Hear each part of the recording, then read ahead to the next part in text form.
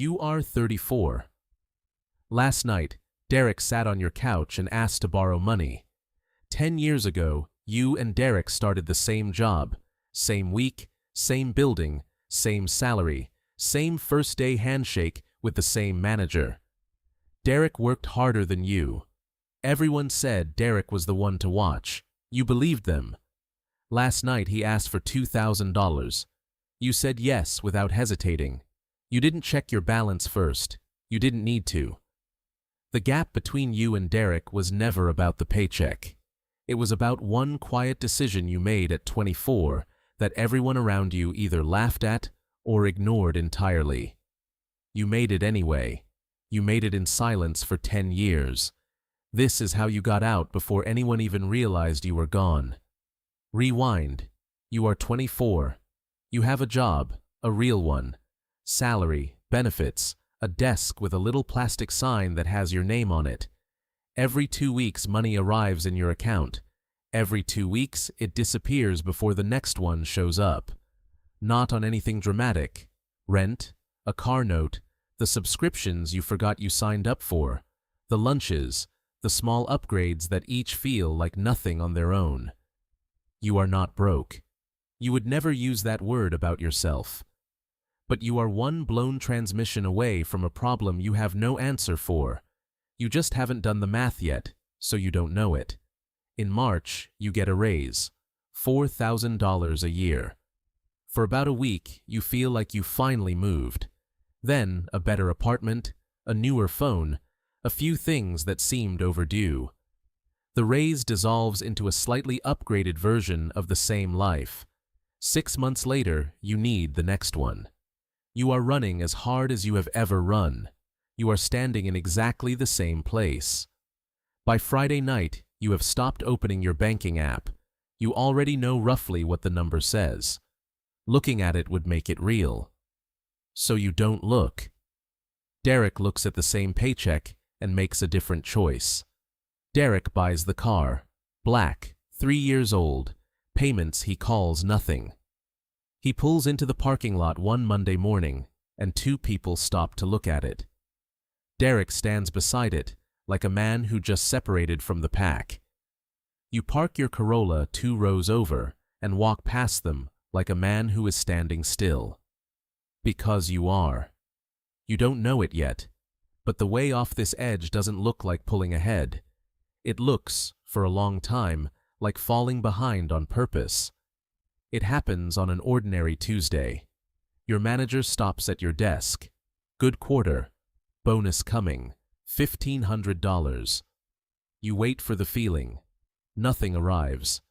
That night you do math you have never done before. Not the math of this month, the math of your entire life. 40 more years of this. 40 more years of the deposit landing and evaporating. 40 more years of running at full speed. And at the end of all of it, what exactly? You will have given everything, every single day, and still be one slow month away from the edge. The thought doesn't frighten you. It empties you. The next morning, you notice a man you have walked past hundreds of times. He is close to 60. He drives a 10-year-old car. He never seems rushed by anything. You ask him, half joking, how he stays that calm. He doesn't smile. He says, "There is a difference between looking like you've made it and actually making it. Most people never figure out which one they're chasing." He picks up his coffee. You walk back to your desk, and you don't stop thinking about it for the rest of the day. That night, you open your laptop. You add up everything you actually have. The number is small, smaller than it should be, embarrassing even. Then, you do the one thing no one ever sat you down and taught you. You decide that from this point forward, every single payday, the first bill you pay is to your future self. Before rent, before the car note, before anything else. You move a fixed amount somewhere, your future can reach it, and your impulses cannot. You write a number on a piece of paper. You open the wall calendar and circle a date, the day you could stop if you just kept feeding the future and starving the noise. It is years away. You fold the paper. You put it in a drawer. You tell nobody. You didn't quit. You didn't announce anything. You just quietly started paying yourself first and let everyone go on believing you were behind. Nobody noticed. That was fine. You are 26. You have quietly stopped chasing the things you used to chase. The promotion you don't campaign for, the title you don't mention, the upgrades you pass on. A friend's birthday dinner, 10 people at a long table, the question making its way around the way it always does. What are you up to? What's next? The woman across from you just made senior associate. The guy beside her just put an offer on a place. Their answers are big and loud and certain. The question lands on you. You say you're still at the same job. You say things are good. You watch their faces do the small, polite reset they do when an answer comes in below expectations. The conversation moves on half a beat too quickly. You drive home and you feel it. Not failure exactly, something closer to invisibility. For years, your job title was the answer to the question of who you were. You just surrendered it on purpose, and you have nothing ready to put in its place. You don't know it yet, but you just cleared the hardest obstacle in the entire 10 years, and it had nothing to do with a number. You are 27. Same apartment, same car, same you. Derek pulls his BMW into the spot beside your Corolla on a Monday morning. He has new rims on it now. He glances at your car, then at you, and his expression isn't mean. That's what makes it harder. His expression is concerned. You good? He says. Like, actually good? You tell him you're good. He nods, the slow way people nod when the answer doesn't land. Anytime you need anything, he says. At lunch, 2 coworkers don't notice you sit down at the table behind them. One says she feels bad for you. The other says maybe you're sending money back to family. You don't correct either of them. You have more saved than both of them put together, and you cannot say one word about it. You eat your food. You say nothing. You let them build whatever story they want. Nobody noticed. That was starting to become the entire point. You are 29. This is the one nobody prepares you for. You are doing everything right, and it feels worse, not better. There is no applause, no raise that announces itself, no morning where someone pulls you aside and tells you you're ahead. Just a number in a drawer that grows so slowly it might as well be frozen.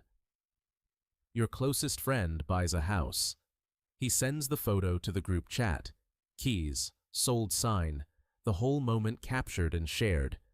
20 people respond in the first hour. Congratulations. So proud of you. Fire emojis stacked on top of each other. The phone buzzes for an hour straight. You stare at it longer than you want to admit. You type something. You delete it. You type it again. You can't match that. Not yet. Maybe not for years. Nobody is ever going to light up a group chat over a screenshot of a number you're not even supposed to show anyone. That night, you take the paper out of the drawer. You look at the circled date. It is still so far away. You did the right thing for 5 straight years, and this is what you have to show for it. A calendar date and a number you can't be proud of out loud. You lie awake. The thought arrives fully formed for the first time. Maybe they were right. Maybe you gave up the good years for a spreadsheet and a drawer. You don't know it yet, but Derek is feeling the exact opposite of this tonight. And that is the whole problem. You are 30. The strange part is that you miss it. You miss the rush of the clear scoreboard, the bonus you could mention, the title that told you exactly where you stood in the room. The race was exhausting, but at least it was legible. This quiet life has no metrics. Nobody keeps score. Nobody applauds the man who passed on the thing. One night you open the car app just to look. A newer model, financing available, monthly payment that looks manageable on paper. Your thumb stops over the button. You picture pulling into the lot. You picture the 2 guys walking over. You picture feeling like a contender again, just for one morning. It would undo most of what you quietly built, and you know that. For about 30 seconds, you don't care. You just want to feel like you're gaining ground on something. The way Derek always looks like he's gaining ground. Your thumb sits there over the button in the dark. You don't know it yet, but in 3 weeks, the decision is going to be made for both of you, and neither of you will see it coming. You are 31. It arrives on a Thursday, a company-wide cut. Half the floor cleared out before lunch. You and Derek both get the email the same morning. This is the moment. This is the exact thing that ends the people who've been living one paycheck from the edge. Standing in the parking lot holding a cardboard box, for a second, you think it might end you too. The savings are there, 7 years of saying no, sitting folded in a drawer. But it's not enough to coast, only enough to survive if you guard it. So you make the choice that costs you the most. You move back into your parents' house, 31 years old, your old bedroom, the same ceiling you stared at as a kid. You cancel the one trip you had finally let yourself book. You sell the motorcycle you spent 2 years rebuilding on weekends, the one thing you owned purely because it brought you joy. That night, lying in your childhood bed, you do the math. The date you circled at 24 is now further away than the day you first drew the circle. 7 years of silence, of skipping, of letting people think what they wanted, and you have ended up in the room you grew up in. For the first time, you don't think they were wrong about you. You think you were. You come close to calling all of it off, but you don't drain the account. You don't take the loan. You don't climb back onto the edge just to look stable from the outside. You take the humiliation instead of the debt. And Derek? Derek kept the apartment, kept the car, kept posting. He never looked like he was struggling for a single day. He handled it the only way he could. More debt, a worse job grabbed in a panic, the entire image held together by a hole getting deeper underneath it. Everyone assumed you were the one who fell. Derek still looked like he was moving forward. He wasn't. He was sinking in a way that doesn't show until it does. For the first time in months, your numbers stop looking small. They start looking like time. The doubt dies in that childhood bedroom. Nobody noticed you were the only one who was actually safe. They were too busy watching you move home. You go back to work eventually, but this time you take a job you chose, not one you grabbed because rent was due in 4 days. You could afford to wait for the right one. That had never once been true before in your adult life, and slowly something changes. Time stops being the thing you are always running out of. You start noticing your weeks instead of just surviving them. You sleep. A flat tire becomes an errand, not a catastrophe. A difficult manager becomes something you can walk away from, not a cage. The number was never the impressive part. What it bought was the one thing no one living on the edge will ever have: options. The ability to wait. The ability to say no and mean it. The date you circled at 24 passes on an ordinary Tuesday. You don't realize it until that evening. There is no party, no moment. You just look up at the end of the day and notice, quietly, that you crossed it. The people who used to ask if you were okay go quiet. And one by one, the ones who looked like they were winning start coming to you with a different question. Voice low, almost embarrassed. Hey, how did you actually do it? You didn't escape by working less. You didn't escape by being smarter. You escaped by choosing to play a harder game. A game with no scoreboard. A game where you had to decide alone, in the dark, with no one watching, what winning even meant. There is a difference between looking like you made it and actually making it.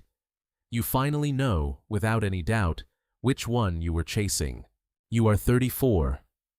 Derek is on your couch. He's holding the coffee you made him.